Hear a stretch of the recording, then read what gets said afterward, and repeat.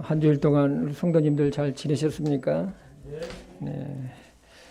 우리 오늘 하나님의 말씀은 로마서입니다. 로마서 1장 다 같이 일어나셔서 로마서 1장 1절에서 7절까지 우리 말씀을 좀 보겠습니다. 로마서 1장 1절에서 우리 7절까지입니다. 우리 교독을 하도록 하겠습니다. 예수 그리스도의 종 바울은 사도로 부르심을 받아 하나님의 복음을 위해 구별되었는데 이 복음은 그분께서 자신의 대언자들을 통하여 거룩한 성경 기록들에 미리 약속하신 것으로 자신의 아들 예수 그리스도 우리 주에 관한 것이라. 그분께서는 육체로는 다윗의 씨에서 나셨고 거룩한 영으로 죽은 자들로부터 부활하심으로써 하나님의 아들로 권능 있게 밝히 드러나셨느니라. 그분으로 말미암아 우리가 은혜와 사도직을 받아 그분의 이름을 위하여 모든 민족들 가운데서 믿음에 순종하게 하였나니 너희도 그들 가운데서 예수 그리스도의 부르심을 받았느니라. 바울은 로마에서 하나님께 사랑을 받고 성도로 부르심을 받은 모든 사람에게 편지하노니 하나님 우리 아버지와 주 예수 그리스도로부터 은혜와 평강이 너희에게 있기를 원하노라. 아멘. 살아계신 하나님 아버지, 오늘 우리들이 또 한 자리에 모여서 우리를 구원하신 하나님을 찬양하며 하나님의 말씀을 들으며 하나님께 예배드릴 수 있도록 우리의 마음과 발걸음을 주님의 몸된 교회로 옮겨주신 것을 진심으로 감사합니다. 아버지 하나님, 오늘 여기 함께한 당신의 자녀들을 축복해 주시옵시고 오늘 로마서 1장 1절에서 7절 말씀을 통해서 우리들에게 들려주시는 귀한 주님의 음성을 듣고 우리 영혼이 기뻐하며 하나님께 감사하며 우리의 믿음을 한 단계 더 성숙시키는 복된 이 시간이 되게 도와주시옵소서. 아버지 하나님, 말씀을 전하는 자나 받는 자를 하나로 묶어주시고 성령 하나님께서 각 심령들을 주장해 주시옵소서. 예수님의 이름으로 기도했습니다. 아멘. 며칠 전에 좀 재미난 글을 제가 읽었습니다. 세상에서 가장 강한 것이 무엇이냐? 그것은 돌이다. 그러면 돌보다 강한 것은 무엇이냐? 돌을 깨는 것은 쇠다. 쇠보다 강한 것은 무엇이냐? 불이다. 왜냐하면 불은 쇠를 녹이기 때문에. 그러면 불보다 강한 것은 무엇이냐? 그것은 물이다. 물이 불을 끄기 때문에 그렇다. 그러면 물보다 강한 것은 무엇이냐? 구름이다. 구름이 물을 다 흡수하기 때문에 그렇다. 구름은 또 바람에 의해서 날아가기 때문에 구름을 이기는 강한 것은 바람이다. 그런데 바람이 어쩔 수 없는 존재가 있는데 그건 사람이다. 날아가질 않는다. 사람보다 더 강한 것이 있는데 그것은 죽음이다. 왜냐하면 죽음은 사람을 아주 아무 대책이 없기 때문에 그렇다. 그런 거로 죽음이 가장 강한 것이다. 죽음보다 강한 것이 있는데 바로 십자가이다. 십자가는 죽음을 이길 수 있기 때문이다라는 이런 끝말을 마치 이어가는 그러한 글이었었습니다. 저는 이 글을 보면서 하나를 더 붙이고 싶었어요. 죽음보다 더 강한 것은 사랑이다. 사랑 중에 가장 강한 것은 십자가의 사랑이다. 왜냐하면 우리는 예수님의 십자가의 사랑으로 영원한 멸망의 죄악에서 오직 믿음으로 구원을 받았기 때문에 그렇습니다. 마틴 루터가 종교개혁을 할 당시에 유럽은 굉장히 어려웠습니다. 천주교 종교 밑에서 사람들은 허덕였습니다. 천주교는 행위 종교요 의식 종교이기 때문에 그렇습니다. 천주교는 그때나 지금이나 칠성례라는 그러한 제도를 만들어서 사람들을 묶어놓고 있습니다. 사람이 출생하면 유아 세례를 받고 또 죽음 직전에 받는 또 종부성사가 있습니다. 이걸로써 사람들을 묶어놨어요. 죽을 때까지. 칠성례는 천주교 생활은 7가지 성례를 말하는데 첫 번째 성례가 뭐냐면 세례입니다. 이 세례를 받아야만 원죄와 자범죄로부터 용서를 받는다고 믿고 있습니다. 그렇기 때문에 사람들이 안 받을 수가 없습니다. 두 번째로는 성체성사라는 것이 있습니다.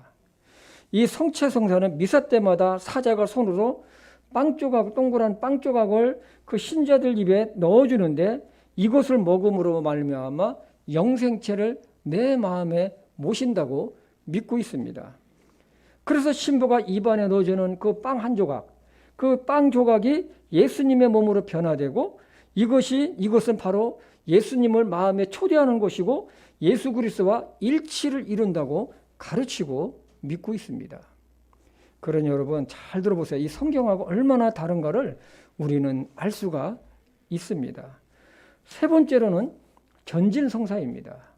이 견진성사는 세례를 재확인하는 의식입니다. 세례가 구원받을 때 필수 조건이지만 이를 다시 재확인시키고 신자와 교회가 완전하게 결합하는 의식이라고 그들은 말을 합니다. 이 견진성사가 없으면 성령의 역사도 없고 그리스도의 역사도 없다고 말을 합니다. 견진성사를 통해서 성령의 특별하신 은사를 받는다고 그들은 주장을 합니다. 그래서 이마에다가 십자가를 딱 견진성사할 때 이마에다가 십자가를 딱 거줍니다. 네 번째는 고해성사입니다. 고해성사는 신자들이 정기적으로 신부 앞에서 자기의 죄를 구하는 것을 말합니다.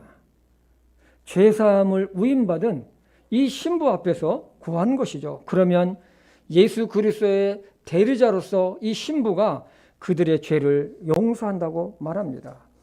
신부가 하나님을 대신해서 죄를 용서해 준다는 것이죠. 다섯 번째로는 결혼성사입니다. 가톨릭 신자의 결혼은 반드시 사제 앞에서 해야 합니다.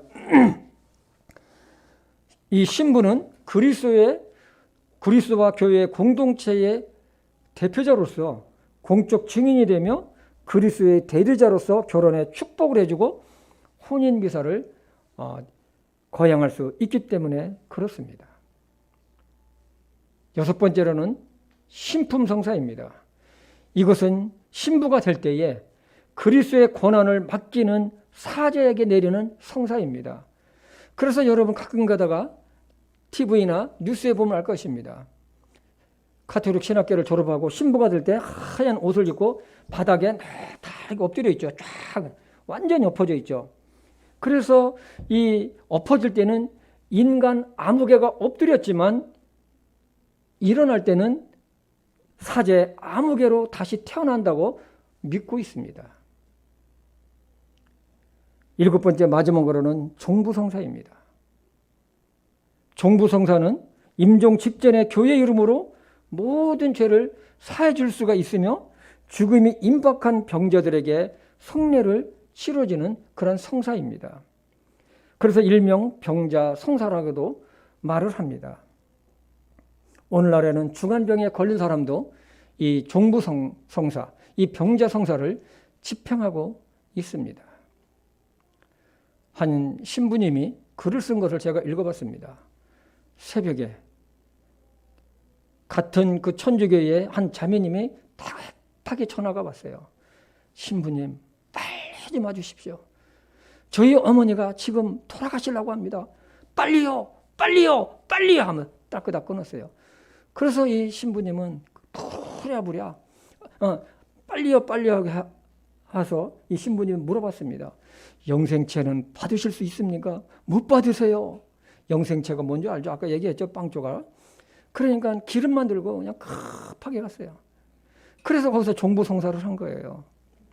하고 나서 이 자매님의 어머니는 임종을 했어요. 이제 돌아가셨어요. 했더니 그분이 그러더래요. 신부님, 마음이 너무 편합니다. 종부성사를 받으셨기 때문에 어머니가 천국에 가셨겠죠. 마음이 너무 편합니다. 여러분, 이렇게 출생서부터 죽음 때까지 천주교의 손에서 빠져나갈 수 없도록 이렇게 되어 있습니다.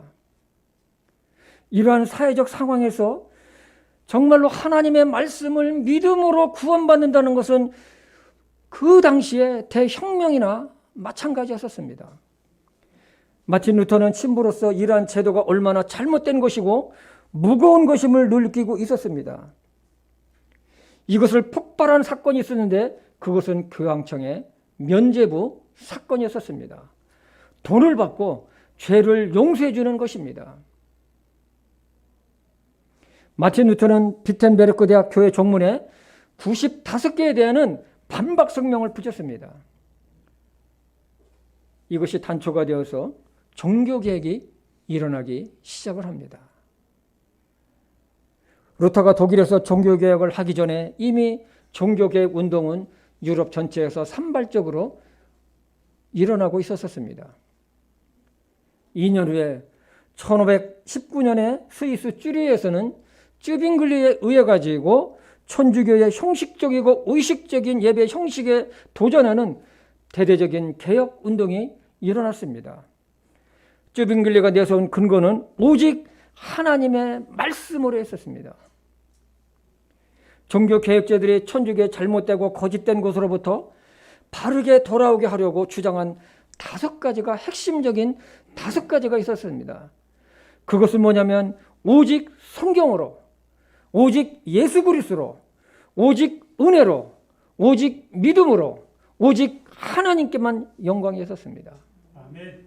이 5가지는 천주교의 모든 것들이 해당이 되지 않습니다. 이 5가지 운동, 오직 성경으로, 오직 예수 그리스도로, 오직 은혜로, 오직 믿음으로, 오직 하나님께 영광이라는 이 5가지의 이 종교 개혁자들이 주장했던 이 5가지는 오늘날도 유효합니다. 오늘날도 복음이 심해져 가고 있는 이 시대에 다시 일어나야 된다고 저는 믿고 있습니다. 오늘 말씀이 우리 믿음을 다시 한번 점검해 보면 귀한 시간이 되기를 원합니다. 그러면 첫째, 복음이 무엇이냐는 것입니다. 우리가 복음 하는데 도대체 이 복음이 무엇이냐는 것입니다. 우리 본문 말씀 로마서 1장 1절에서 4절을 같이 읽어보겠습니다. 시작. 예수 그리스도의 종 바울은 사도로 부르심을 받아 하나님의 복음을 위해 구별되었는데 이 복음은 그분께서 자신의 대언자들을 통하여 거룩한 성경 기록들에 미리 약속하신 것으로 자신의 아들 예수 그리스도 우리 주에 관한 것이라. 그분께서는 육체로는 다윗의 씨에서 나셨고 거룩함의 영으로는 죽은 자들로부터 부활하심으로써 하나님의 아들로 권능 있게 밝히 드러나셨느니라. 로마서를 읽다 보면은 묵상하다 보면 복음의 핵심 해설지 같아요. 마태, 마가, 누가, 요한복음이 사복음서라고 하면 로마서는 바로 바울복음이라고 부를 정도로 쉽습니다. 로마서를 읽다 보면 복음이 무엇인지를 정확하게 발견하게 되고 깨닫게 됩니다. 그러면 복음이 무엇일까요? 복음이 무엇일까요? 1절에 보면 사도 바울은 복음을 위해 사도로 부르심을 받았고 하나님의 복음을 위해서 구별됐다고 말씀하고 있습니다. 하나님의 복음을 위해서. 그러면 하나님의 복음이 무엇입니까? 이 복음이라는 것은 복된 소식, 기쁜 소식이라는 것입니다. 여러분, 사람들은 이 기쁨을 굉장히 좋아합니다. 내가 복을 받을 수만 있다면 무엇이든지 하려고 합니다. 그리고 기쁜 소식을 듣고자 합니다. 이 세상에서의 복된 소식은 무엇이겠습니까? 내가 잘되고 남보다 잘되고 돈도 많이 벌고 또 건강하고 뭐 이런 거 아니겠습니까? 기쁜 소식도 마찬가지입니다. 그러나 로마서에서 말씀하는 이 복음은 이 땅에서 잘되고 돈 많이 벌고 뭐 건강하고가 아닙니다. 이 복음은 하늘의 복입니다. 하늘의 기쁜 소식입니다. 이것을 생각하면 이 복음은 이 세상에서 얻을 수 없는 것이, 얻을 수 있는 것이 아님을 금방 알게 됩니다. 하나님이 주시는 복은 없어지거나 없어지지 않는 영원한 복인 것입니다. 죄악의 흑암 가운데 소망도 없고 고통하며 살다가 영원한 형벌인 장소인 지옥 불에 떨어지는 것이 바로 인간입니다. 예수님은 지옥에 대해서 이렇게 말씀하셨어요. 우리 마가복음 9장 48절과 49절을 같이 읽어보겠습니다. 마가복음 9장 48절 49절. 거기서는 그들의 벌레도 죽지 아니하고 불도 꺼지지 아니하느니라. 이는 사람마다 불로 절여질 것이요 희생물마다 소금으로 절여질 것이기 때문입니다. 거기에서는 벌레도 죽지 않고 불이 영원히 꺼지지 않는 곳이 바로 지옥이라는 것입니다. 이런 상황에 처해 살아가고 있는 사람들에게 하나님의 복음은 하늘에서 내려온 복된 소식이요 기쁜 소식입니다. 그래서 하나님의 복음이라고 한 것입니다. 그러면 첫째, 하나님의 복음이라고 한 것은 이 복음이 하나님으로부터 나왔다는 것입니다. 즉 복음이신 예수 그리스도가 하나님으로부터 보내심을 받았다는 것입니다. 이것은 죄 가운데 멸망당할 수밖에 없는 인간들을 향하신 하나님의 사랑이었었습니다. 누구든지 하나님의 복음을 듣고 믿는 자는 죄에서 구원을 받고 하나님의 자녀가 됩니다. 영원한 생명이요 영원히 누릴 복된 소식입니다. 우리 예배소서 2장 4절과 5절을 우리 같이 읽어보겠습니다. 시작. 긍휼이 풍성하신 하나님께서 친히 우리를 사랑할 때 보여주신 자신의 크신 사랑으로 인하여 심지어 우리가 죄들 가운데서 죽었을 때에 우리를 그리스도와 함께 살리셨고 너희가 은혜로 구원을 받았느니라. 이 말씀을 보면 복음의 시작이 바로 하나님이라는 것을 우리는 알 수가 있습니다. 긍휼이 풍성하신 하나님께서 죄 가운데 죽어있던 우리를 구원하시기 위해 독생자이신 예수 그리스도를 하나님의 아들을 보내주셔서 우리를 살리셨고 죄에서 구원시켰다는 것입니다. 예수님은 두 가지의 성품을 가지고 있습니다. 하나는 사람입니다. 완벽한 사람입니다. 예수님은 다윗의 계보를 따라서 요셉과 마리아의 아들로 태어났습니다. 로마서 6장 3절에 보면 예수님은 육체로서 다윗의 씨에서 나셨다고 하셨습니다. 혈통의 계보에 따라서는 그렇다는 것입니다. 이사야서 7장 14절에 보면 처녀가 수태하여 처녀가 잉태하여 아들을 낳으리니 그 이름은 임마누엘이라 하라. 그래서 여자의 후손이라고 하셨고 죄가 없으신 완전한 사람으로 예수님은 이 땅에 오셨던 것입니다. 예수님은 요셉과 마리아를 통해 잉태하신 것이 아니라 처녀인 마리아의 몸을 빌려가지고 성령으로 잉태하셔서 우리와 똑같은 사람으로 태어나셨습니다. 그렇지 않으면 사람들의 죄를 대신할 수가 없습니다. 예수님이 사람이 아니셨다면 십자가에 못 박혀 죽을 수도 없습니다. 십자가에서 피 흘려 죽으실 수도 없습니다. 사람이기 때문에 가능한 것입니다. 사람이기 때문에 고난의 길을 가셨고 조롱과 핍박을 받으셨고 십자가의 길을 가셨던 것입니다. 때문에 우리의 구원을 위하여 오신 예수님은 사람이었었습니다. 그러나 만약 예수 그리스도가 사람이기만 하면 우리를 멸망의 죄에서 구원하실 수도 없고 영생도 주실 수 없습니다. 그러나 하나님의 복음이신 예수 그리스도는 처녀의 몸을 이용하셔서 완벽한 인간으로서 이 세상에 오셨지만 한편으로는 성령으로 잉태하셔서 하나님의 아들로 하나님이셨던 것입니다. 당시 대언자들은 이것이 무엇인지 몰랐습니다. 하나님께서 정말로 복음을 전하라고 하셨지만 정말로 그들은 잘못 몰랐습니다. 로마서 1장 4절을 한번 보겠습니다. 같이 읽어볼까요? 시작. 거룩함의 영으로는 죽은 자들로부터 부활하심으로써 하나님의 아들로 권능 있게 밝히 드러나셨느니라. 예수님은 거룩한 영으로는 하나님이라는 것입니다. 그것을 입증하는 것이 십자가에서 죽으셨다가 3일 만에 부활하신 것이 바로 하나님의 아들로 증명되셨습니다. 이것은 하나님이시기 때문에 가능했습니다. 인류 역사상 완벽하게 죽었다가 살아나고 하늘로 승천하신 분은 오직 예수 그리스도 한 분뿐입니다. 하나님이시기 때문에 가능한 것입니다. 하나님이 아니면 완벽하게 죽었다가 완벽하게 살아날 수가 없습니다. 예수님은 이것으로 자신이 하나님이신 것을 증명하셨습니다. 그래서 인류를 모든 죄에서 구원하실 수 있는 것입니다. 하나님의 복음이신 이 예수 그리스도는 이미 대언자들이 기록해 놓았다고 했습니다. 우리 로마서 1장 2절을 보겠습니다.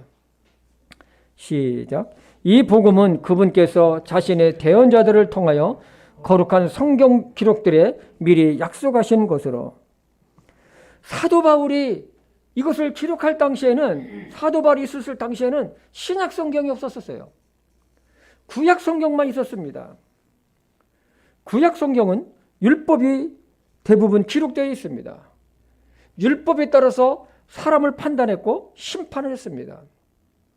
그러나 율법이 요구하는 모든 것들을 사람은 완벽하게 할 수도 없고 지킬 수도 없었습니다.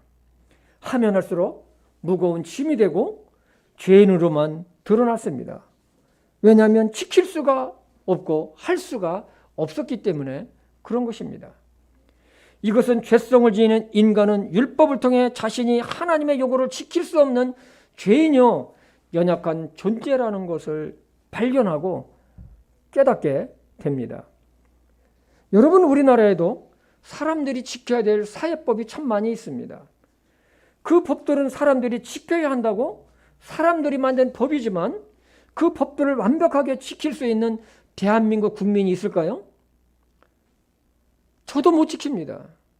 저도 운전하다 보면 신호 위반할 때도 있고, 나도 운전하다 보면은 속도를 더 오버해서 할 수도 있고, 어떤 때는 불법 주차 때문에 어쩔 수 없는 상황 속에서 하다 보면 어떤 때는 찍혀가지고 범칙금 내라고 날라와가지고 저도 범칙금을 낼 때가 있습니다. 사람들이 지킬 수 있다고 만든 이 사회법도 우리는 지킬 수 없는 것을 보게 됩니다. 하물며 하나님의 법인 율법은 어떨까요? 그래서 하나님은 율법 외에 하나님의 의를 드러내셨는데 그것이 하나님의 복음이라는 것입니다. 율법하고는 전혀 관련이 없는 하나님의 의라고 했습니다. 의. 그래서 율법밖에 의라고 했습니다. 로마서 3장 21절을 보겠습니다. 같이 읽어볼까요? 시작. 그러나 이제는 율법밖에 있는 하나님의 의, 곧 율법과 대언자들이 증언한 의가 드러나느니라. 모든 구약의 대언자들이 이 하나님의 의를 증언했다고 했습니다. 대언자들은 자기들이 이것을 전하면서도 그것이 무엇인지를 잘 몰랐어요. 하나님께서 하라는 대로 증언만 했을 뿐입니다. 하나님의 의에 대해서 밥클레어라는 이 신학자는 뭐라고 했냐면 이것은 율법의 길이 아닌 은혜의 길이며 행위의 길이 아닌 믿음의 길이다라고 했어요. 아주 정확하게 말을 했습니다. 즉 하나님의 의는 하나님의 은혜이고 믿음이라는 것입니다. 값없이 하나님의 이 은혜를 믿음으로 받는다는 것입니다. 이것이 뭐냐? 하나님의 의라는 거예요. 두 번째로는 하나님의 복음은 율법과 선지자들에 의해서 입증되었습니다. 여기서 말하는 율법과 대언자는 구약성경 전체를 의미합니다. 우리는 율법이 없던 아브라함의 시대에서도 율법이 있던 구약 시대에서도 믿음으로 사람이 의롭게 된다는 것을 구약 성경을 통해 우리는 알고 있습니다. 율법이 없던 시대에 살았던 아브라함은 하나님을 믿음으로 말미암아 의롭게 된다는 것을 하나님은 말씀하셨습니다. 율법이 있던 시대에 활동했던 하박국 대언자도 2장 4절에 보면 오직 의인은 자기 믿음으로 말미암아 산다고 그랬어요. 오직 의인은 자기 믿음으로 말미암아 산다. 하나님은 이미 이렇게 구약에서도 사람이 의롭게 되는 것은 율법이 아닌 믿음인 것을 나타내셨습니다. 그렇다고 율법이 잘못된 걸까요? 아닙니다. 율법은 죄를 알게 해주고 죄를 깨닫게 해서 하나님께로 인도하는 완벽한 하나님의 말씀입니다. 그래서 사도 바울은 로마서 7장 12절에 율법도 거룩하고 명령도 거룩하며 의롭고 선하도다고 했습니다. 그러나 문제는 뭐냐면 율법으로는 하나님의 의로움을 나타낼 수가 없다는 것입니다. 율법에는 하라 하지 말라밖에 없습니다. 은혜가 전혀 없습니다. 그래서 하나님은 율법밖에 한 의를 나타내셨는데 그것이 하나님의 복음이신 예수 그리스도인 것입니다. 그래서 사람이 믿음으로 구원받고 사람이 예수 그리스도를 믿음으로 말미암아 구원받고 의롭게 되려면 정확하게 세 가지의 믿음이 있어야 합니다. 첫째, 예수님은 성령으로 태어나신 죄가 하나도 없으신 완전한 사람이셨다입니다. 사람이셨기에 십자가에서 죽으셨고 피를 흘리셔서 모든 사람들의 죄를 대속하실 수 있었습니다. 즉 죄가 하나도 없으신 예수님이 사람으로 오셔서 내가 받아야 될 모든 죄의 형벌을 대신 받으셨다는 것입니다. 죄가 있다 그러면 다른 사람의 죄를 대신할 수가 없습니다. 죄가 없으시기 때문에 모든 인류의 죄를 대신 짊어질 수 있었습니다. 둘째는 죽은 지 3일 만에 부활하셔서 하나님의 아들로 입증되셨습니다. 이것은 예수 그리스도가 하나님이심을 증명되었고 하늘로 승천하셔서 하나님의 우편에 앉아 계신 분입니다. 셋째는 예수님은 나의 구원자시며 나의 주님이신 것을 마음에 믿고 입술로 고백하는 것입니다. 로마서 10장 9절과 10절을 보겠습니다. 시작. 네가 만일 네 입으로 주 예수님을 시인하고 하나님께서 그분을 죽은 자들로부터 살리신 것을 네 마음속으로 믿으면 구원을 받으리니 사람이 마음으로 믿어 의에 이르고 입으로 시인하여 구원에 이르니라. 그래서 예수님을 나의 주님으로, 우리의 주님이 아니고 나의 주님으로, 나의 구원자로 마음으로 믿고 입술로 고백하는 것입니다. 두 번째, 성도는 누구인가? 성도는 누구인가? 한국교회에서 사용하는 잘못된 용어 중에 하나가 있다면 교우, 신자, 교인이라는 단어입니다. 이 교인이라는 단어는 교회에 속한 사람을 말합니다. 이 교우는 같은 교회의 멤버를 나타냅니다. 신자는 특정한 종교를 믿는 사람을 말합니다. 절간에 가면 무슨 신자요? 네? 불교 신자. 천주교 가면 천주교 신자. 교회 가면 교회 신자인가요? 아닙니다. 근데 문제는 이것을 옛날서부터 오래전서부터 사용한 주체가 있습니다. 천주교입니다. 이 호칭을 오늘날 일반 기성교에서도 아무 스스럼 없이 사용하는 것을 보면 마음에 저는 개인적으로 안타까움이 있습니다. 교우, 주부에도 보면 우리 교우, 아무개 교우. 근데 교우라고 그러면 이게 참 애매해요. 이 누군지. 그러나 성경에는 분명히 아름다운 호칭이 있습니다. 성도입니다. 성도. 거룩하게 구별된 성자, 물이 돋자. 그래서 거룩한 물이라는 것입니다. 하나님은 구원받아 새롭게 된 사람들을 성도, 거룩한 사람이라고 했습니다. 예수님을 마음에 영접해서 구원받아 하나님의 거룩함을 입은 사람을 일컫는 것을 뭐라고 합니까? 성도다 그래요. 천주교가 성도라는 용어를 절대 사용하지 않고 신자, 교우, 교인이라고 하는 이유가 있습니다. 그들이 천주교가 말하는 성도는 이런 사람입니다. 제가 사전을 찾아봤어요. 거룩하게 신앙생활을 하다가 죽은 사람이나 순교자들 가운데 독행이 뛰어나 공경받을 만하다고 교황청에서 공식적으로 인정한 사람을 이르는 말, 이런 사람을 성도라고 하니까 천주교에서는 절대로 이 성도란 말을 쓰지 않는 거예요. 그러니까 뭡니까? 교우, 교인, 신자, 이 단어를 쓰는 거예요. 그런데 이런 것을 우리 일반 기성교회 교회들이 그냥 무분별하게 쓰는 거예요. 왜? 듣기에 좋잖아요. 우리 교우님, 여기 교우라는 단어를 많이 써요.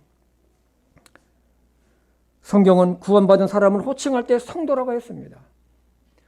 신구약 성경에 성도라는 호칭이 제가 해봤어요. 관주 성경을 통해서 쉬어보니까 88번이 나왔어요. 더 나올 거예요. 제가 쭉 그냥 대충 쉬어봤어요. 몇 번 나왔다고요? 88번. 그러나 교우, 교인, 신자라는 단어는 단 한 번도 없습니다. 사람에게 듣기에는 편한 말입니다. 사도 바울은 로마교회 서신을 보내면서 이렇게 기록하고 있습니다.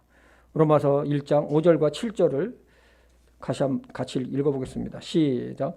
그분으로 말미암아 우리가 은혜와 사도직을 받아 그분의 이름을 위하여 모든 민족들 가운데서 믿음에 순종하게 하였나니 너희도 그들 가운데서 예수 그리스도의 부르심을 받았느니라. 바울은 로마에서 하나님께 사랑을 받고 성도로 부르심을 받은 모든 사람에게 편지하노니 하나님 우리 아버지와 주 예수 그리스도로부터 은혜와 평강이 너희에게 있기를 원하노라. 이 말씀은 성도가 어떤 사람인지를 아주 우리는 발견하게 됩니다. 첫째, 성도는 하나님의 복음이신 예수 그리스도를 믿는 믿음으로 의롭게 되었기 때문에 하나님의 말씀을 믿음으로 순종하는 자들입니다.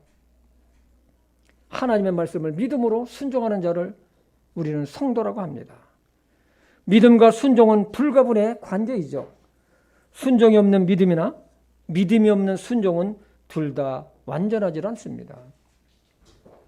먼저는 믿음이 있어야 하고 그 믿음의 자연스러운 결과가 순종으로 나타나게 됩니다. 성도의 기초는 믿음입니다.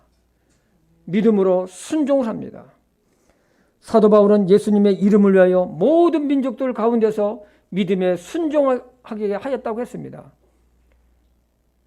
믿음과 순종은 동전의 양면과도 같습니다.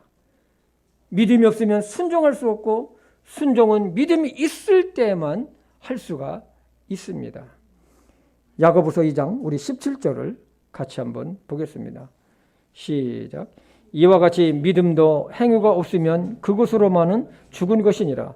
참으로 어떤 사람은 이르되 너는 믿음이 있고 나는 행위가 있으니 네 행위가 없는 네 믿음을 내게 보이라. 나는 내 행위로 내 믿음을 네게 보이리라 하느니라. 성도는 하나님의 말씀에 순종하는 사람들입니다. 하나님의 말씀에 순종함으로 믿음을 증거하는 사람들입니다. 그러므로 우리는 어떻게 행동을 해야 될지를 우리는 알게 됩니다. 둘째, 성도란 예수 그리스도의 부르심을 받은 자들입니다. 사도 바울은 5절에서 너희는 모든 민족들 가운데서 예수 그리스도의 부르심을 받았다고 말씀을 했습니다. 이것은 복음으로 초대받은 자를 말합니다. 즉 하나님의 구원의 초청에 믿음으로 응답하여 예수 그리스도께 속한 자들입니다. 그러나 복음으로 초대는 받았지만 거절한 자들은 초대받지 않은 사람이 되었고 그리스도께 속하지 않은 자가 된 것입니다. 그러므로 구원받은 성도는 예수 그리스도의 부르심을 받은 자들입니다. 뭐라고요? 예수님의 부르심을 받은 자들입니다. 얼마나 감격스러운 말씀입니까? 여러분은 예수 그리스도의 부르심을 받은 자들입니다. 아멘입니까? 아멘. 네. 셋째는 성도란 하나님의 사랑을 받은 자입니다. 7절에 보면 바울은 로마에서 하나님께 사랑을 받고 성도로 부르심을 받은 모든 자에게 편지하노니 성도란 하나님의 사랑을 받은 자입니다. 와, 여러분 얼마나 놀라운 말씀입니까? 아멘? 참 하나님의 사랑을 받은 자입니다. 하나님께 사랑을 받고야 되는 이 헬라어를 보니까 하나님께서 유독히 사랑하는 자들에게 쓰는 단어를 사용을 했더라고요. 이 단어의 원뜻은 부모의 사랑을 독차지하는 외아 아들에 대하여 사용했던 단어였습니다. 여러분, 외아들 얼마나 귀합니까? 사람들이 말하기를 외아들은 눈에 넣어도 아프지 않다고 말합니다. 따라서 하나님께서 사랑을 받고란 이 표현은 하나님께서 구원받은 성도 한 사람 한 사람을 향하신 사랑이 어떠한 건지를 지금 나타내고 있습니다. 하나님께서는 성도를 하나밖에 없는 외아들같이 귀히 여기시고 사랑하신다는 것입니다. 그래서 사도 바울은 이렇게 하나님의 사랑을 말씀했습니다. 로마서 5장 8절입니다. 같이 읽어보겠습니다. 시작. 우리가 아직 죄인 되었을 때에 그리스도께서 우리를 위해 죽으심으로 하나님께서 우리를 향한 자신의 사랑을 당당히 제시하셨느니라. 예수님은 우리 한 사람 한 사람 여러분과 저를 위해서 죽으셨다는 것입니다. 이것이 하나님께서 우리들을 향하신 사랑이라는 것입니다. 이 이상 더 큰 사랑이 어디 있겠습니까? 죄인으로 태어나서 죄 가운데 살며 방황하며 애쓰며 수고하며 살다 하나님의 저주 아래 있고 심판받아서 영원한 지옥불에 떨어져야 될 마땅한 우리들을 하나님께서는 하나님의 복음이신 예수 그리스도를 보내셔서 우리 대신 죽게 하셨다는 것입니다. 이것이 하나님께서 우리에게 향하신 사랑이었습니다. 이 사랑을 입은 자를 하나님은 성도라고 부르신다는 것입니다. 여러분과 저가 하나님의 사랑을 받았기 때문에 여러분은 성도입니다. 아멘입니까? 성도는 누구냐? 하나님의 사랑을 입은 자들입니다. 그러니 이 성도라는 단어가 얼마나 귀한 것인지요.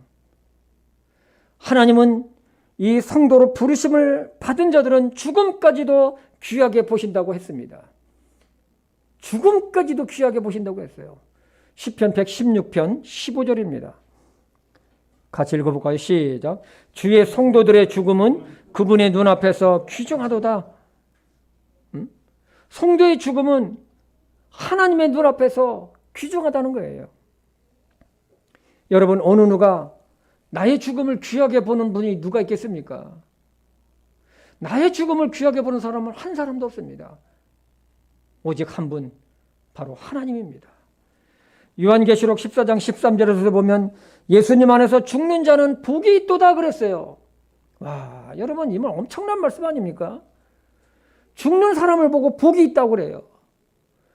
어디 안에서 죽는 사람? 예수님 안에서입니다. 예수님 안에서. 왜 그럴까요? 바로 하나님의 품으로, 바로 천국으로 그 사람이 옮겨지기 때문에 그런 것입니다. 우리 사람은 모두가 다 죽습니다. 그러나 죽음은 우리들에게는 영원한 세계요, 영원한 하나님의 나라로 옮겨지는 복된 날입니다. 아멘 소리가 왜 이렇게 적습니까? 네. 복된 날이에요. 그러므로 성도는 잊지 말아야 할 것입니다. 잊지 말아야 할 것이 있습니다. 그것은 바로 소유권의 문제입니다. 로마서 14장 8절입니다. 같이 읽어볼까요? 시작. 우리가 살아도 주를 위해 살고 죽어도 주를 위해 죽나니 그러므로 살든지 죽든지 우리가 누구의 것이로다? 주님의 것이로다.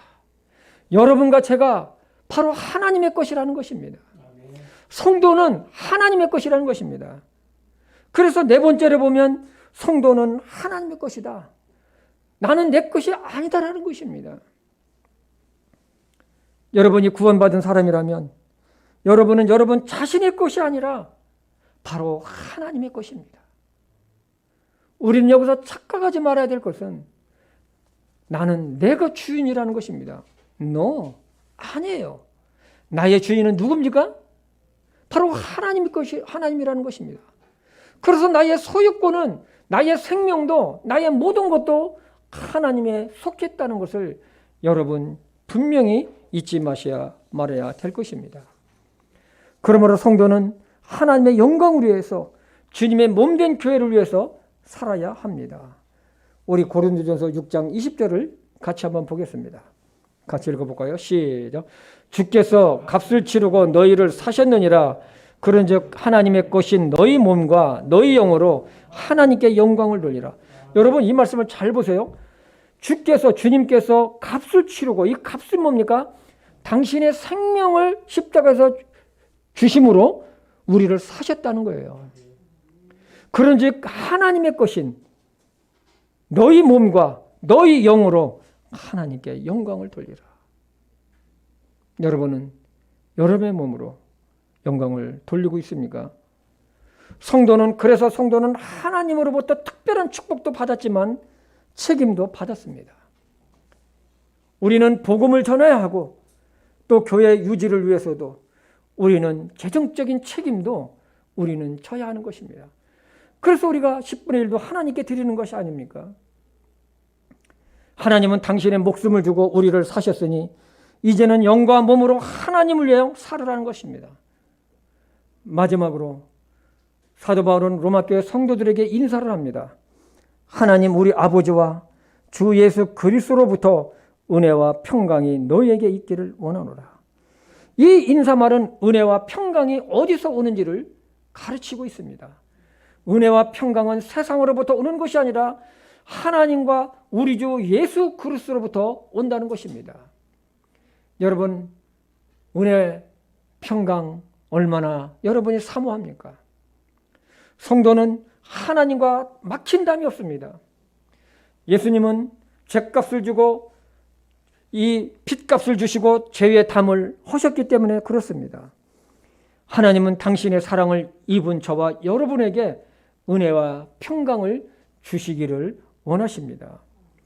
이번 한 주간에도 영혼을 살리는 복음을 전하며 하나님의 은혜와 평강이 우리 교회 성도님들 한 분 한 분에게 있기를 주님의 이름으로 축복을 합니다. 우리 시편 31편 23절과 24절을 읽고 오늘 말씀을 마치겠습니다. 같이 읽어볼까요? 시작. 주의 모든 성도들아 너희는 그분을 사랑하라. 주께서 신실한 자는 보존하시되 교만히 행하는 자는 넘치게 대갚아 주시느니라. 주께 소망을 둔 모든 자들아 너희는 크게 용기를 내라. 그분께서 너희 마음을 강하게 하시리라. 아멘. 기도하겠습니다. 살아계신 아버지 하나님, 오늘 로마서 1장 1절에서 7절 말씀을 통해서 하나님의 복음이 무엇인지, 성도가 어떤 존재인지를 오늘 말씀을 통해서 깨닫게 해주신 것을 진심으로 감사합니다. 아버지 하나님, 이제는 우리가 받은 이 생명의 복음, 하나님의 복음, 이 복된 소식, 기쁜 소식을 다른 사람에게도 전하며 살아갈 수 있도록 인도해 주시옵소서. 무엇보다도 우리의 신분이 어떤 존재인지를 오늘 또 배우게 된 것을 진심으로 감사합니다. 거룩하게 구별된 하나님께서 우리를 거룩하게 구별하신 성도로 삼아주신 것을 감사합니다. 우리가 하나님의 사랑을 입은 자가 되고 우리가 하나님의 부르심을 받은 자가 된 것을 진심으로 감사합니다. 아버지 하나님, 우리의 남은 인생의 삶을 이제는 하나님의 영광을 위해서 살게 도와주시옵소서. 우리가 내가 주인이 아니라 하나님의 것이라는 소유권이 분명히 하나님께 있다는 사실을 우리가 분명히 깨닫고 이제부터는 주님의 영광을 위해서, 주님의 기쁨을 위해서 살아가는 그래서 하나님의 은혜와 평강이 넘치는 삶을 살아갈 수 있도록 하나님 축복해 주시옵소서. 예수님의 이름으로 기도했습니다. 아멘. 우리 찬송가 30